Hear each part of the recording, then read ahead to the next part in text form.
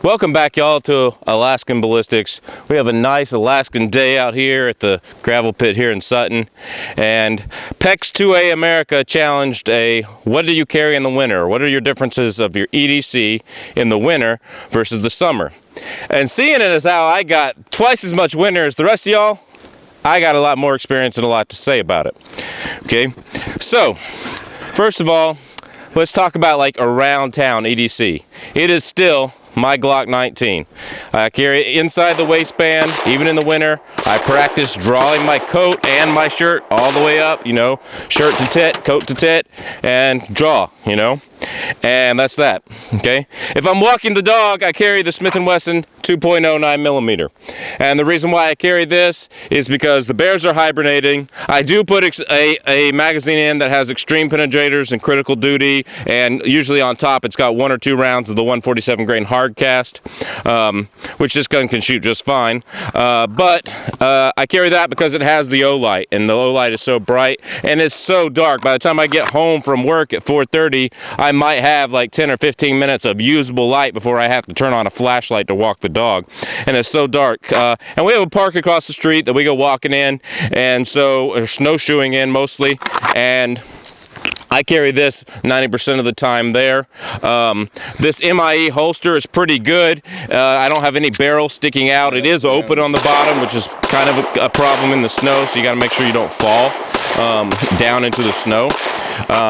So you might want to think about, maybe if you live where there's a lot of snow, a holster that isn't open on the bottom like this. Okay, you might want to do a holster that is definitely closed on the bottom if you live where there's a lot of snow.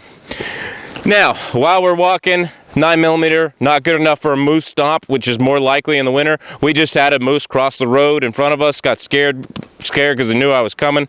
All right, so I carry the 2.5-inch Ruger 44 Magnum. Okay, 2.5-inch Ruger 44 Magnum in my pocket in the winter. I can put it in this pocket here, or I can put it in this pocket. I usually put it in this pocket. You have to be real careful with a pocket carry like that, not to reach down and pull the trigger and shoot your own knee off with a 44 Magnum. That would not be a good day. Again, in the winter though, there's a lot of places where I go where, carrying isn't the best thing ever. Like the doctor's office. After my fall, I went to the doctor again despite the emergency room that day. I had the Glock 43 in my pocket. No, this is still just the Harry's holsters, which is a great holster. You need to go buy a Harry's holster if you don't have a Harry's holster. Okay? And I just literally, if it's in my pocket, I plan on just pulling it out like this just by pushing down on the holster. Great gun, great load. That's kind of my EDC. I'm not getting rid of the Glock 43, even though I'm carrying the Glock 19 more. So that's kind of what I carry in the winter. In the woods, it's still the same. It's still the Glock Model 40 10mm. A lot of times I'll still carry that snowshoeing in the woods across the street, in the park across the street there. Still the 45 Super. Still have the bear guns on. I just kind of go to the revolver because I know in the snowy conditions, pulling out this revolver is going to give me 6 shots that work all the time. If the bear knocks it out of my hand and I happen to grab it again, it's not going to be full of snow like a semi-auto. And bears do occasionally come out in the winter. I don't have this one loaded right now, but when I do carry it, it has the 255 grain Keith in there. Be looking for a future video on that. I haven't made it yet, but the 255 grain Keith, low recoil from buffalo bore out of this, that's what I carry in it. This is, like I said, in the woods, this is Hornady, critical duty, and extreme penetrators. Every 3rd round is a critical duty because it still doesn't expand well out of this long barrel, so it'll give me a little bit of shock as well. And then around town, I carry, and here today, I carry 124 grain plus P Federal HSTs. And I'm thinking about going to the 147 grain out of this just because winter coats take so much of the, clog it so much. So that's a little bit about winter carry here in Alaska. We do have a lot of crime in Anchorage. I know Chuk has talked about this on his channel a lot, but that crime in Anchorage is from Senate Bill 91. I think it was SB 91 that everybody's been talking about, where they, give a slap on the wrist, and all these criminals that were breaking in cars and doing all this other stuff are getting out of jail free, just to get a slap on the wrist. Doesn't matter. Yeah, you know, there's no 3 strikes and you're out. There's none of this kind of thing. So since then, crime has risen quite drastically, and our police staff is just they're understaffed by far. And you know, I've seen people drive around with a broken taillight for years, and the police don't pull them over because they got bigger fish to fry.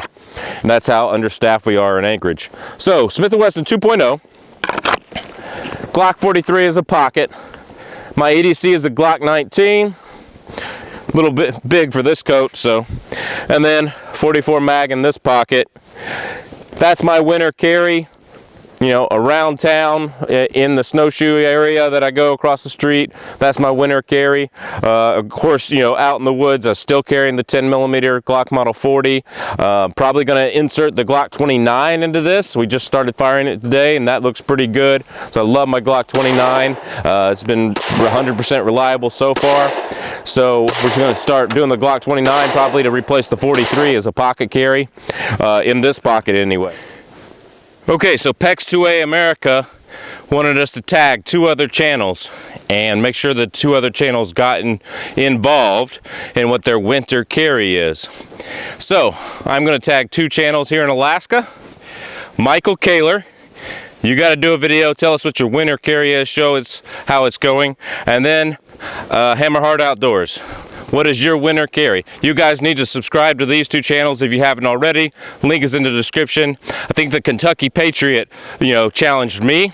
So make sure that you go visit the Kentucky Patriot and Peck's 2A America. Peck's 2A America, a lot of good news about the Second Amendment. So make sure that you go check him out. He started this challenge. God bless y'all. Take care. See you at the range.